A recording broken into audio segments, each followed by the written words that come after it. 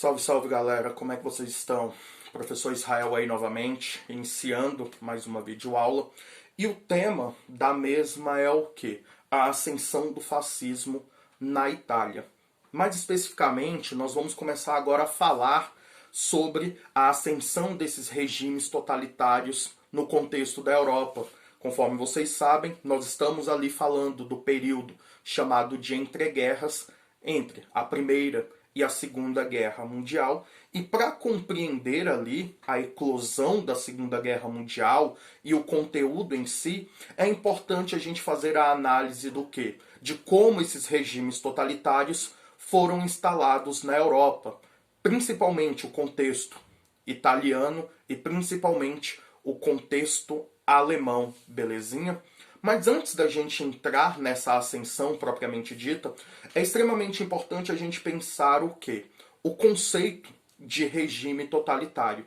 Vocês viram ali nas características básicas do fascismo, como uma linha de pensamento, que existe uma centralidade da ideia de nação.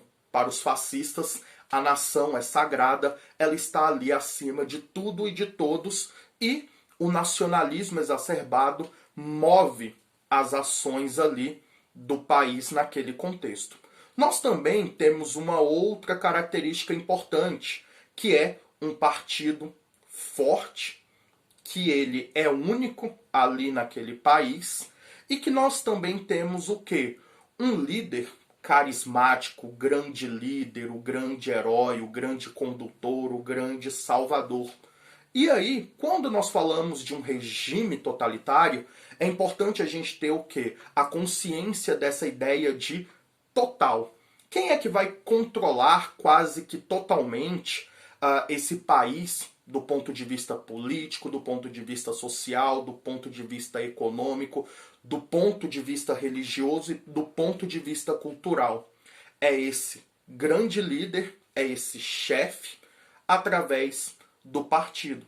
E nós vamos perceber que isso vai estar presente na Alemanha, do partido nazista e na figura de Adolf Hitler, e nós vamos perceber que isso também estará presente na Itália, na figura de Benito Mussolini e também do partido fascista. Mas, professor, esses são os únicos casos de regimes totalitários ali na Europa? É óbvio que não, gente. Portugal, governado por Salazar, vai viver um processo parecido. A Espanha, governada pelo general Franco, vai passar por um processo parecido. Só que o caso italiano e o caso alemão são o quê? São os casos clássicos. Professor, a partir de que momento esses partidos surgem e se fortalecem? Esses partidos totalitários, esses partidos com uma linha de pensamento fascista. Eles vão surgir ali após a Primeira Guerra Mundial.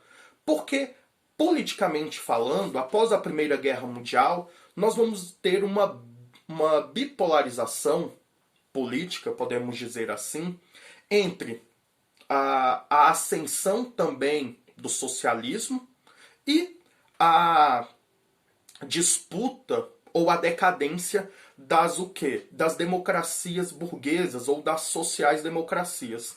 Como assim, gente? Com o término da Primeira Guerra Mundial, nós vamos perceber que houveram países que foram vencedores, muitas aspas, porque numa guerra não há vencedores. E aí a gente pode colocar ali nesse rol a Inglaterra, a França, os Estados Unidos e a Itália. Com exceção ali dos Estados Unidos, nós vamos perceber que a Primeira Guerra Mundial custou muito caro para esses países. E aí havia uma necessidade de reconstrução, a economia desses países, de certa forma, estava em frangalhos, e aí surge uma desconfiança sobre o quê? Sobre a efetividade dessa social-democracia, dessa democracia governada pelos burgueses. Por quê? Porque enquanto os setores poderosos, enquanto os setores dominantes estavam vivendo uma vida maravilhosa e muito distante do povo, como é que estava esse povo? Ele estava ali amargando na fome, amargando no desemprego, amargando na desesperança. E por outro lado, nós vamos perceber ali, principalmente após a Revolução Russa de 1917, um fortalecimento das esquerdas e seus partidos na Europa. Por que que a Revolução Russa, por que que 1917 é um divisor de águas? Porque nós vamos perceber, pela primeira vez ali na história, a instalação de um governo socialista em um país. E aí, isso dá sinais claros do quê? De que se foi possível na Rússia, que era um país basicamente feudal, agrário e atrasado, é possível realizar o quê? Movimentos semelhantes em outros países. E nós vamos perceber que os socialistas, os comunistas, a esquerda desses demais países se fortalecem nesse contexto. Ou seja, gente, nós temos essa bipolaridade, essa divisão em dois polos politicamente falando ali na Europa. A social-democracia capenga, esses governos burgueses e democráticos que estão capengando, e o quê? A ascensão desses governos de esquerda que estão ali cada vez mais fortes, cada vez mais ousados. Nós vamos perceber que esses partidos fascistas, esses partidos nacionais socialistas, anticomunistas, eles se propõem como o quê? Como uma terceira via. Nós não somos de esquerda e nós não somos social-democratas. Nós somos o quê? Nós somos uma terceira via que se propõe anticomunista, ou seja, nós somos contra essas ideias de esquerda que estão ali cada vez mais fortes na Europa, e nós também somos contra o quê? Esses cambaleantes governos burgueses. Belezinha? Ele se propõe como uma terceira via ali em oposição a essa bipolaridade que eu acabei de citar para vocês. Belezinha? E aí, entrando no contexto italiano, é extremamente importante a gente pensar como que estava a Itália após a Primeira Guerra Mundial. Porque a Itália, ela teve uma participação muito controversa na Primeira Guerra Mundial. Porque inicialmente ela estava ali ao lado dos aliados, ela estava ali firmando alianças com a Alemanha, com o Império Austro-Húngaro, só que a Itália, num dado momento da Primeira Guerra Mundial, muda de lado. Ela vai ali para o quê? Para o lado da Tríplice Entente. Por que que a Itália realiza esse movimento? Porque ela estava interessada em territórios que pertenciam ao Império Austro-Húngaro, ela estava interessada ali nas colônias alemãs que existiam na África, e na cabeça do governo italiano, dos chefes políticos italianos, o que era melhor? Era mudar de lado, ficar ali ao lado da Tríplice Entente, e quando acontecesse o término da Primeira Guerra Mundial, ela iria o quê? Conquistar esses territórios que ela acreditou que seriam possível. Só que com o término da Primeira Guerra Mundial, nós vamos perceber o quê? Que basicamente nada daquilo que os italianos desejavam foi o quê? Foi cumprido. Os territórios não foram lhes cedidos com os acordos ali da Primeira Guerra Mundial, e os prejuízos que a Itália sofre vão ser o quê? Vão ser muito grandes. Vai acabar, no final das contas, que participar da Primeira Guerra Mundial por parte da Itália foi o quê? Foi muito ruim, foi um prejuízo não só humano, mas um prejuízo econômico o quê? Devastador. Estima-se que 650 mil soldados italianos tenham morrido na Primeira Guerra Mundial. A região de Veneza, que era uma das mais importantes, ela foi o quê? Ela foi devastada. E aí nós percebemos o quê? Um contexto de caos se formando ali dentro da Itália. Dentro desse contexto de caos, nós vamos ver uma grande dose de nacionalismo que sendo inserida nesse contexto, porque o fato dela não ter conquistado esses territórios que pretendia vai gerar o quê? Vai gerar esse sentimento nacionalista dentro da sua população. Uma população que desejava uma Itália grande, uma Itália forte, uma Itália extensa territorialmente falando. E aí nós vamos perceber o quê? Que esse contexto de caos, ele vai o quê? Ele vai piorando e ele vai se tornando um contexto extremamente favorável para o quê? Para a ascensão e fortalecimento dessas ideias fascistas e concomitantemente o quê? Do partido fascista futuramente. A Itália, gente, ela vai sofrer um contexto de caos político, econômico e social. Economicamente falando, a Itália vai adquirir grandes dívidas por conta da Primeira Guerra Mundial. Para se manter na Primeira Guerra Mundial, para financiar os esforços de guerra, o que foi necessário para a Itália? Foi necessário para a Itália pedir empréstimos e também imprimir uma grande quantidade de papel moeda. E aí, a Itália tinha lastro para esse papel moeda? É óbvio que não, gente. Eles estavam contando ali com uma futura vitória, com uma futura obtenção de riquezas para se equilibrar economicamente falando. A vitória veio, mas essas riquezas não vieram. E aí o que vai acontecer com a economia italiana com o término da Primeira Guerra Mundial? Ela vai ficar em frangalhos.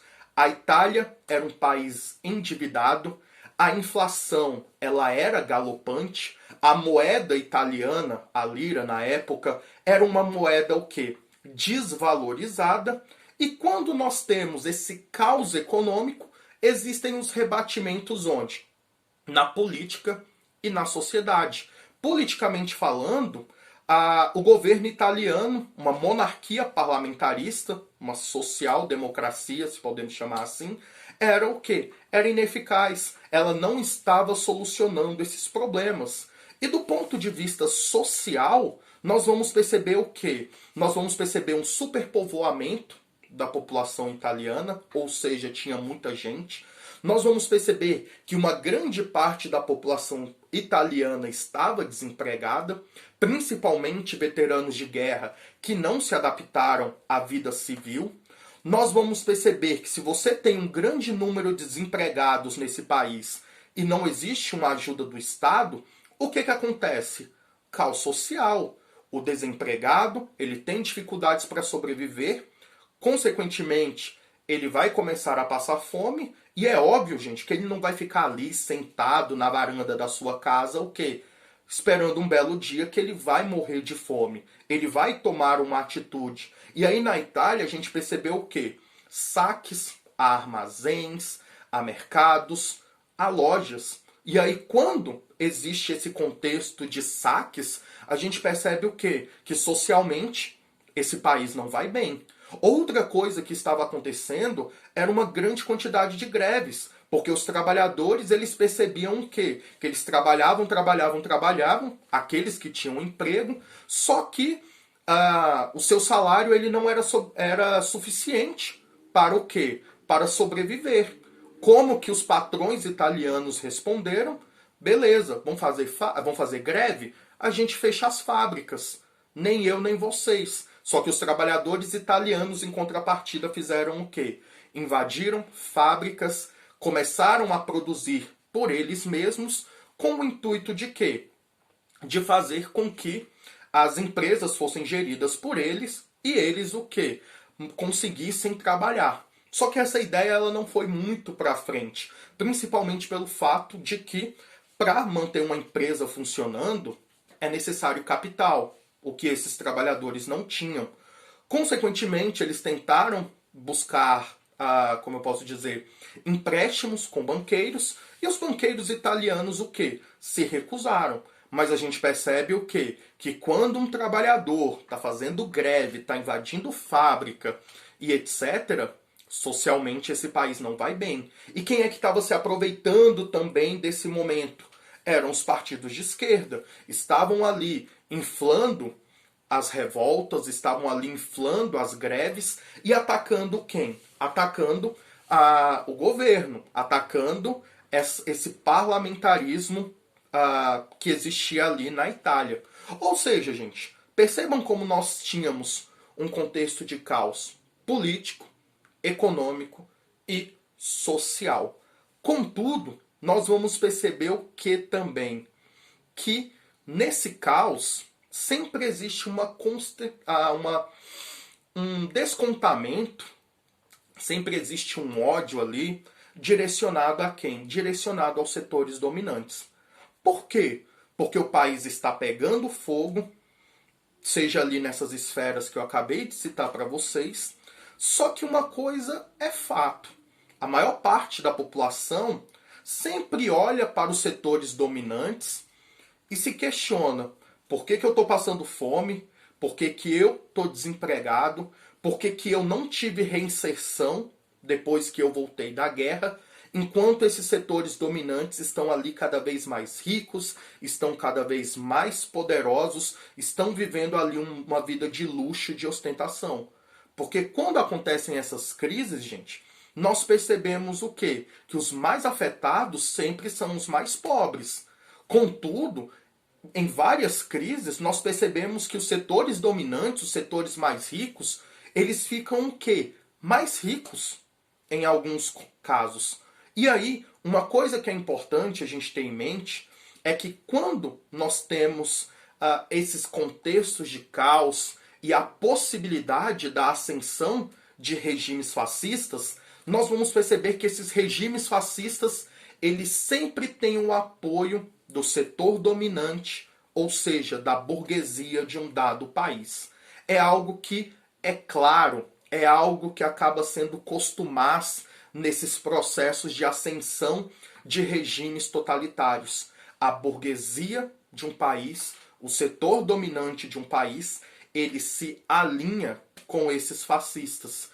Por quê, gente? Porque esses setores dominantes, nesse contexto de caos, nesse contexto de efervescência, de convulsões sociais, de revolta, principalmente do povo, ele percebe o quê? Que se esse povo agudizar suas revoltas, o principal alvo será quem nessa revolta? Os setores dominantes. Coisa que, se a gente for citar ali as primeiras décadas do século XX, aconteceu onde? Aconteceu ali na Rússia. Quando a fome aperta, quando o caos aperta, quando o desespero aperta, os pobres também podem o quê? Ter aquela consciência e descarregar ali a sua ira contra os setores dominantes. Portanto, gente, é claro, é clássico que para a ascensão desses regimes totalitários existe uma aliança entre a burguesia e os fascistas. Porque essa burguesia, ela não quer perder o quê? O seu status de setor dominante. Ela não quer que, por exemplo, aconteça ali no seu país a mesma coisa que aconteceu onde? Na Rússia. Os trabalhadores assumirem o Estado e haver uma expropriação dos bens de produção que pertenciam a esses setores dominantes. Portanto, gente, repito, é clássico. Essa burguesia que se sentia ameaçada pela esquerda, pelos socialistas, pelos comunistas, ali dentro da Itália, e todo esse contexto de convulsões sociais, ela vai se alinhar ali com o partido fascista do Benito Mussolini, para o quê? Para manter os seus privilégios. Tá certo, gente? Enfim, com isso aqui, nós encerramos a nossa primeira aula. Fiquem atentos aí às próximas, belezinha? Brigadão e até a próxima.